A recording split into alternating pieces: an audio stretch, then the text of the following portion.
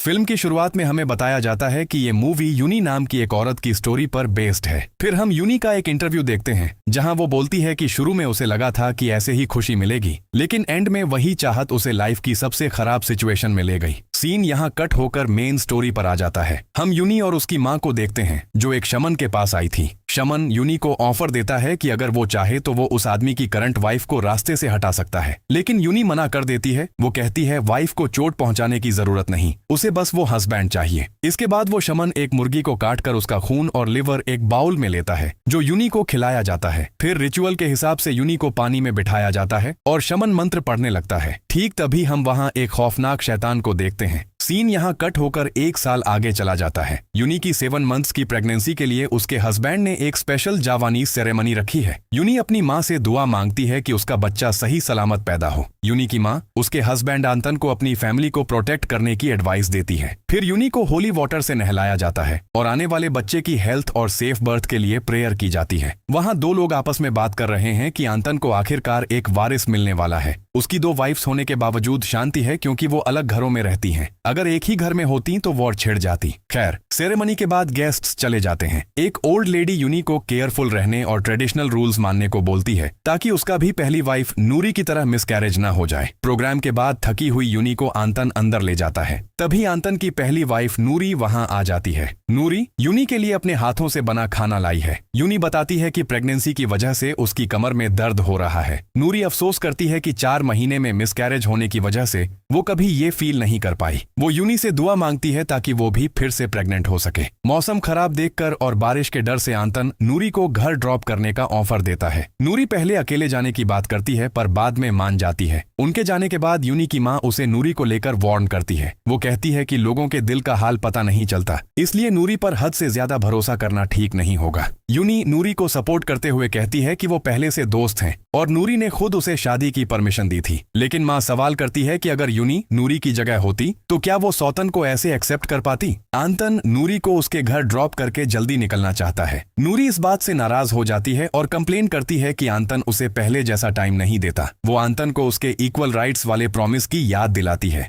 आखिरकार आंतन कॉफी पीने के लिए नूरी के घर जाने को मान जाता है। अंदर जाकर नूरी जब कॉफी बना रही थी तो उसका स्पून नीचे गिर जाता है। जब वो स्पून उठाने झुकती है तो हम उसके पीछे एक डीमन को देखते हैं। खैर, नूरी कॉफी लेकर आती है और यूनी की सेरेमनी की तारीफ करने लगती है। वो ताना मारते हुए कहती है कि ये प्रोग्राम कोई बेबी शॉवर नहीं बल्कि किसी शानदार शादी जैसा लग रहा था। इस पर आंतन जवाब देता है कि क्योंकि ये उसका पहला बच्चा है इसलिए उसने ऐसी तैयारी की है। फिर वो आंतन को गर्म कॉफी देती है। अचानक वहाँ एक आवाज आती है जिसे सुनकर आंतन घबरा जाता है, लेकिन नूरी कहती है कि उसने कुछ नहीं सुना। बाहर बारिश शुरू होने वाली थी इसलिए नूरी डर जाती है और आंतन को अपने साथ रुकने की रिक्वेस्ट करती है क्योंकि उसे अकेले सोने में डर लगता है। उधर यूनी घर पर आंतन का इंतजार कर रही थी। इंतजार करते करते वो सो जाती है और हमें एक फ्लैशबैक दिखाया जाता है। फ्लैशबैक में नूरी अपनी बेस्ट फ्रेंड यूनी को बताती है कि उसे किसी से प्यार हो गया है और जिंदगी में पहली बार वो किसी के लिए इज्जत और प्यार महसूस कर रही है। यूनी उसके लिए खुश होती है। नूरी मजाक में यूनी से कहती है कि वो उस लड़के के प्यार में न पड़ जाए। दोनों वादा करती हैं कि वो अपनी दोस्ती के साथ कभी धोखा नहीं करेंगी। फिर वहाँ आंतन आता है और नूरी अपनी बेस्ट फ्रेंड यूनी से उसका इंट्रोडक्शन करवाती है। उसके बाद वो सब कैंटीन में खाने जाते हैं। कैंटीन में अचानक पीछे से एक काला हाथ यूनी का गला दबाने लगता है। ठीक तभी यूनी की नींद खुल जाती है। वो उठकर मिरर में अपना गला चेक करती है। इसके बाद जब यूनी खाना खा रही थी उसे महसूस होता है कि उसके पीछे कोई है, पर मुड़ने पर कोई नहीं दिखता। तभी अचानक उसके पेट में अजीब सी हलचल शुरू हो जाती है। यहाँ हम एक अजीब औरत को देखते हैं लेकिन यूनी उसे देख नहीं पाती। डर के मारे यूनी अपनी माँ के कमरे में जाती है पर वो सो रही थी। यूनी को वहाँ उस शैतान की मौजूदगी महसूस होती है पर वो दिखाई नहीं देता। वो डरकर वापस अपने कमरे में आ जाती है। अचानक वहाँ आंतन आ जाता है। उसे देखकर यूनी नाराजगी से कहती है कि वो बस ड्रॉप करने की बात बोलकर गया था, लेकिन नूरी के घर इतना समय लगा दिया। तभी आंतन यूनी के पेट पर हाथ रखता है, लेकिन ये हाथ एक दानव का था और उसका व्यवहार भी अजीब लग रहा था। यूनी डरकर वहाँ से भागने की कोशिश करती है। तभी वो असली आंतन को घर आते हुए देखती है और वो पहले वाला आंतन गायब हो जाता है। आंतन के अंदर आते ही यूनी की माँ उसे देर से आने के लिए डांटती है। वो कहती है कि यूनी अभी प्रेग्नेंट है और इस वक्त उसे आंतन के साथ और देखभाल की बहुत जरूरत है। आंतन अपने व्यवहार के लिए माफी मांगता है है। आंतन के जाने के बाद यूनी की माँ को वहाँ एक अजीब सी पोटली मिलती है। पोटली खोलते ही वो कांप उठती है क्योंकि उसमें काला जादू का सामान था। वो तुरंत बुरी शक्तियों को दूर रखने के लिए प्रार्थना करने लगती है।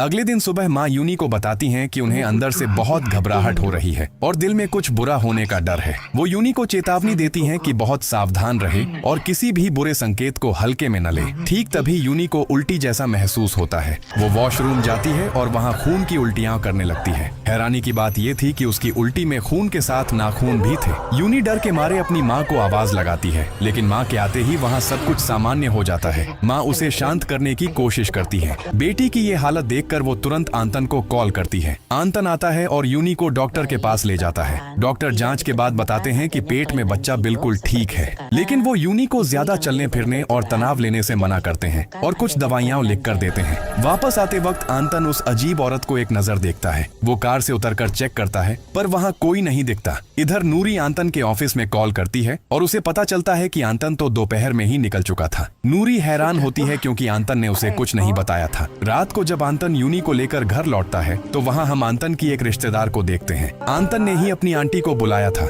आंटी को देखकर आंतन और यूनी में झगड़ा शुरू हो जाता है। यूनी गुस्से में है कि आंतन उससे बिना पूछे उस औरत को घर ले आया। यूनी याद दिलाती है कि इस औरत ने शुरू से ही उनकी शादी को स्वीकार नहीं किया था। आंतन उसे शांत रहने को कहता है और कहता है कि वो यूनी की माँ की मदद करने आई है। यूनी दुख में कहती है कि दूसरी पत्नी होने की वजह से कोई उसे महत्व नहीं देता। इसी बीच नूरी आंतन को फोन करके पूछती है कि वो आ क्यों नहीं रहा, क्योंकि आज आंतन को नूरी के घर रुकना था, इसलिए वो तैयार होकर बैठी है। आंतन बताता है कि यूनी की तबीयत खराब है, इसलिए वो उसे छोड़कर नहीं आ सकता। नूरी निराश होती है पर मान जाती है। फिर नूरी फोन पर यूनी से बात करती है। वो उसकी सेहत का हाल लेती है और पौष्टिक खाना खाने की सलाह देती है। नूरी ये सब यूनी के लिए लाने का प्रस्ताव भी देती है। यूनी मना कर देती है, कहती है जरूरत नहीं, आंतन बाजार से सब ले आएगा। वो फोन आंतन को दे देती है। जब आंतन नूरी को सॉरी बोलता है तो नूरी अपना गुस्सा निकालने लगती है। वो कहती है कि आंतन की बार बार सॉरी सुनकर वो थक चुकी है। नूरी सवाल करती है कि पहली पत्नी होने के नाते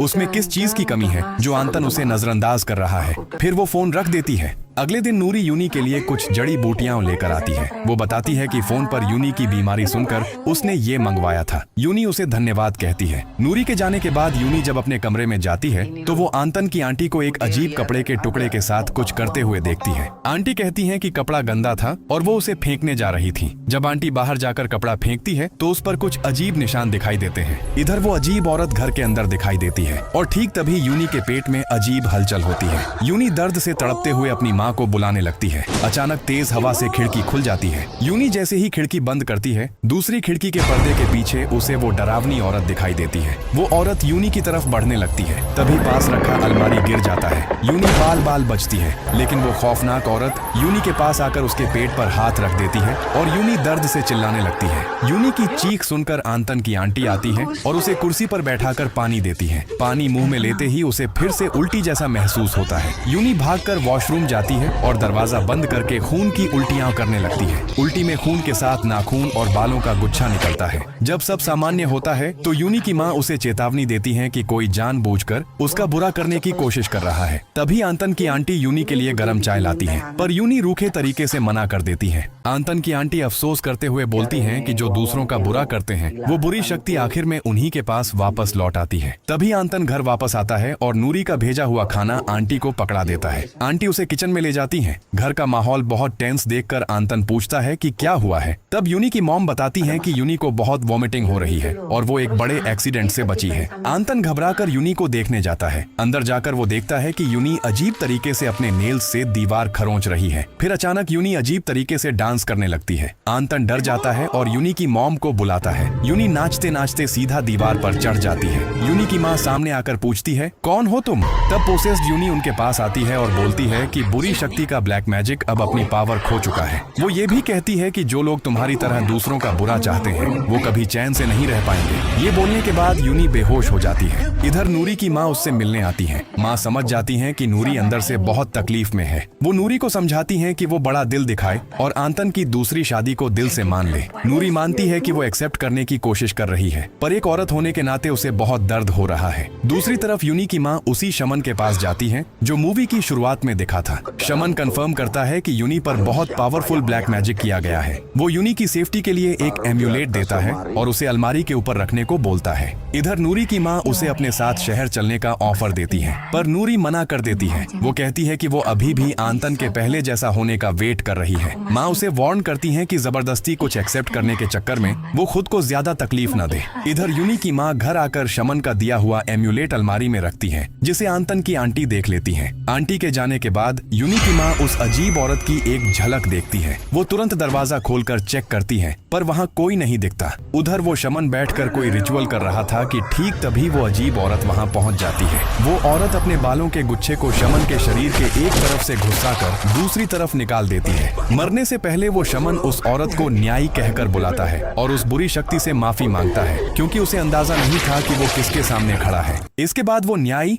यूनी की माँ के पास आती है और उन्हें उठाकर पटक देती है। वो शैतान उनका गला दबाता है और तभी उसके मुंह से कुछ निकलकर यूनी की माँ के मुंह में घुस जाता है। माँ की चीख सुनकर यूनी दौड़कर आती है और देखती है कि उनकी हालत बहुत खराब है। वहाँ आंतन की आंटी को खड़ा देखकर यूनी गुस्से में उन्हें हटने के लिए चिल्लाती है। यूनी को लगता है कि माँ की इस हालत की जिम्मेदार आंटी ही है। जब आंटी माँ को बचाने के लिए किसी उस्ताद को बुलाने की बात करती है तो यूनी और भड़क जाती है। वो उस्ताद बुलाने से साफ मना कर देती है और डॉक्टर बुलाने की जिद करती है। वो सीधा आंटी पर इल्जाम लगाती है। गुस्से में वो खाला को घर से निकल जाने को बोलती है और अपनी माँ के आसपास भी भटकने से मना कर देती है। तब तक आंतन घर आ जाता है। वो यूनी को समझाता है कि बड़ों से बदतमीजी नहीं करनी चाहिए, लेकिन यूनी अपनी बात पर अड़ी रहती है। वो दावा करती है कि आंटी को शुरू से ही उनकी शादी पसंद नहीं थी, इसलिए अब वो ब्लैक मैजिक के जरिए उसकी माँ को नुकसान पहुंचा रही है। यूनी आंतन को भी वार्निंग देती है कि अगर उसकी माँ या बच्चे को कुछ भी हुआ तो इसका जिम्मेदार आंतन भी होगा। आंतन पूछता है कि अगर आंटी चली गई और माँ बीमार है तो यूनी का ख्याल कौन रखेगा। यूनी जवाब देती है कि उसे आंटी से ज्यादा नूरी पर भरोसा है और नूरी ही उसकी देखभाल करेगी।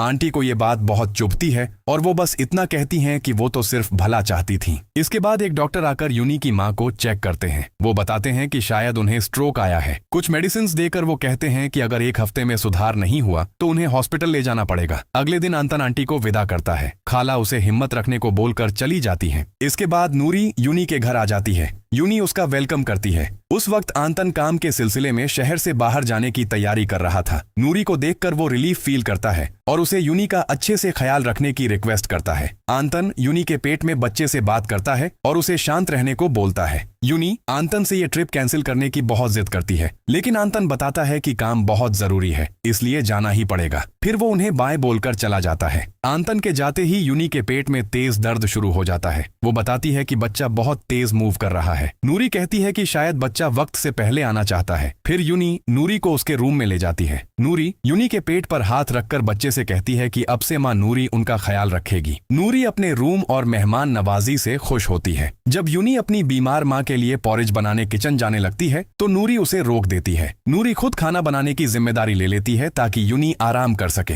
वो यूनी को समझाती है कि प्रेगनेंसी में ज्यादा सोचना या ख्याली पुलाव पकाना सही नहीं होता, क्योंकि ये अपशगुन माना जाता है। इसके बाद नूरी किचन में जाकर यूनी की बीमार माँ के लिए पॉरेज बनाने लगती है। अचानक यूनी देखती है कि वेजिटेबल्स काटते हुए नूरी ने अपनी उंगली काट ली है। ये देखकर यूनी घबरा जाती है और नूरी को आवाज देती है। तभी नूरी हाथ में नाइफ लेकर खौफनाक तरीके से यूनी की तरफ बढ़ती है और उसे स्टैब कर देती है। ठीक तभी नूरी उसे होश में लाती है और पूछती है कि क्या हुआ। नूरी फिर से याद दिलाती है कि प्रेगनेंसी में ज्यादा डे ड्रीमिंग करना या उल्टा सीधा सोचना अच्छा नहीं होता, लेकिन यूनी बुरी तरह डर चुकी है। इसके बाद वो दोनों किचन में जाते हैं। नूरी उसे चेयर पर बिठाकर खुद कुक करने लगती है। इस बार भी यूनी को लगता है कि नूरी नाइफ लेकर उसकी तरफ आ रही है, लेकिन थोड़ी देर बाद समझ आता है कि ये बस यूनी का वहम था। इस बार भी नूरी उसे शांत करती है। खैर, पॉरेज बनने के बाद यूनी अपनी बीमार माँ को खिलाने की कोशिश करती है। नूरी कहती है कि माँ को थोड़ी फ्रेश एयर चाहिए, इसलिए वो उन्हें लिविंग रूम में ले आती है। यूनी की माँ नूरी को देखकर बहुत ज्यादा डर रही थी। इसी बीच यूनी के पेट में फिर से तेज दर्द शुरू हो जाता है। नूरी कहती है कि वो शायद थक गई है, इसलिए वो उसके लिए एक हर्बल ड्रिंक बनाने चली जाती है। नूरी के जाते ही यूनी की माँ उसे कुछ बताने की कोशिश करती है,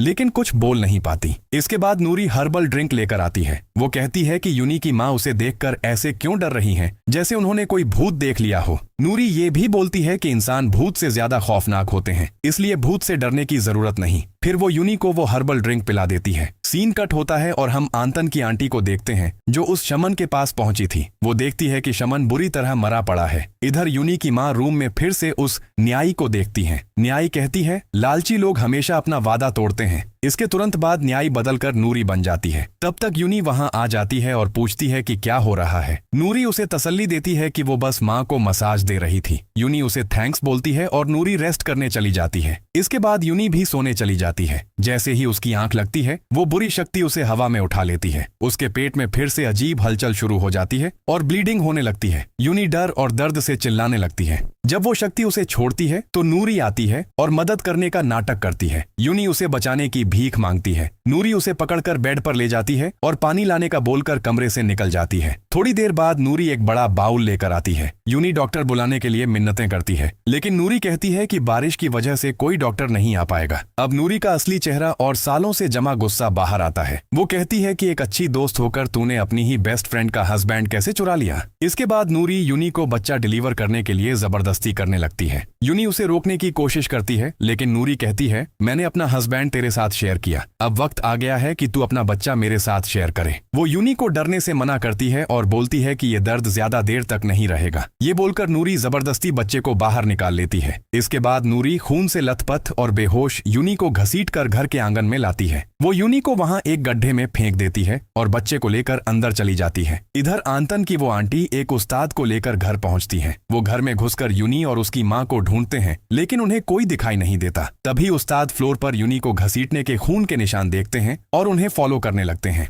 खून के निशान का पीछा करते हुए उस्ताद गार्डन में पहुंचते हैं और यूनी को ढूंढ लेते हैं। उस्ताद तुरंत यूनी को उस गड्ढे से बाहर निकालते हैं। आंटी उसे होश में लाने की कोशिश करती हैं। होश आते ही यूनी पागलों की तरह अपने बच्चे के बारे में पूछने लगती है। वो बताती है कि नूरी ने उसके बच्चे को नुकसान पहुंचाया है। आंतन की आंटी पूछती हैं कि नूरी अब कहाँ है। तब तक आंतन घर वापस आ जाता है। घर में घुसते ही खून के निशान देखकर आंतन पागलों की तरह यूनी को ढूंढने लगता है। वो दौड़कर गार्डन की तरफ जाता है जहां वो सब उसे मिल जाते हैं। आंतन यूनी को वापस घर के अंदर ले आता है। इसके बाद आंतन और उस्ताद नूरी के रूम के बाहर जाकर जोर जोर से चिल्लाने लगते हैं। जब नूरी दरवाजा नहीं खोलती तो आखिरकार वो दोनों मिलकर धक्का देते हैं और दरवाजा तोड़कर अंदर घुस जाते हैं। अंदर जाकर वो देखते हैं कि नूरी उस बच्चे का सैक्रिफाइस देकर एक रिचुअल कर रही है। नूरी कहती है कि अगर वो आंतन को पूरी तरह अपना नहीं बना पाई तो यूनी भी कभी आंतन को हासिल नहीं कर पाएगी। ठीक तभी न्यायी नूरी को पोसेस कर लेती है और वहां से गायब हो जाती है। उस्ताद नूरी का पीछा करते हैं और आखिरकार उसे ढूंढ लेते हैं। क्योंकि नूरी पोसेस्ड थी, वो न्यायी की मदद से उस्ताद पर कई बार चुपके से हमला करती है, लेकिन उस्ताद इन हमलों को डट कर रोकते हैं और आखिर में न्यायी को नूरी की बॉडी से बाहर निकालने में कामयाब हो जाते हैं। नूरी वहां से निकलकर सीधा यूनी को मारने की कोशिश करती है। जैसे ही नूरी नाइफ उठाती है, आंतन बीच में आ जाता है और वो नाइफ सीधा आंतन के चेस्ट में स्टैब हो जाता है। आंतन वहीं मर जाता है और नूरी वहां से भाग जाती है। असल बात ये थी कि यूनी ने नूरी के हस्बैंड पर ब्लैक मैजिक करके उससे शादी की थी। नूरी ने ऊपर से तो इस रिश्ते को मान लिया था, लेकिन दिल से वो कभी एक्सेप्ट नहीं कर पाई थी। इसलिए वो यूनी और उसके बच्चे को मारकर आंतन को वापस अपना बनाना चाहती थी, लेकिन एंड में आंतन ही मारा जाता है। सीन अब यूनी के इंटरव्यू पर आता है। यूनी अफसोस करते हुए कहती है कि उसने कभी सपने में भी नहीं सोचा था कि इन सब का अंजाम इतना बुरा होगा। आंतन उसी रात मारे गए और नूरी को भी उस दिन आखिरी बार देखा गया था। इसी के साथ ये मूवी खत्म होती है।